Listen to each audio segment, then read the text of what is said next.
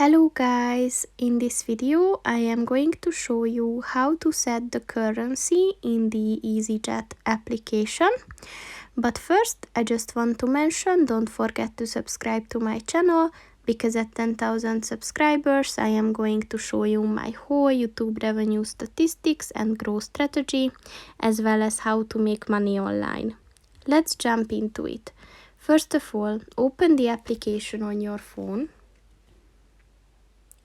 And then click on the three lines at the top of the page on the right.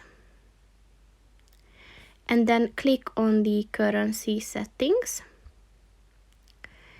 And as you can see, here are all the currencies that you can choose from. So you can set it to default. And you can also choose the one that you want to use. And if the circle is orange with a white tick in the middle, it means that the currency is set. So that's pretty much it for this video, guys. See you in the next one. Goodbye.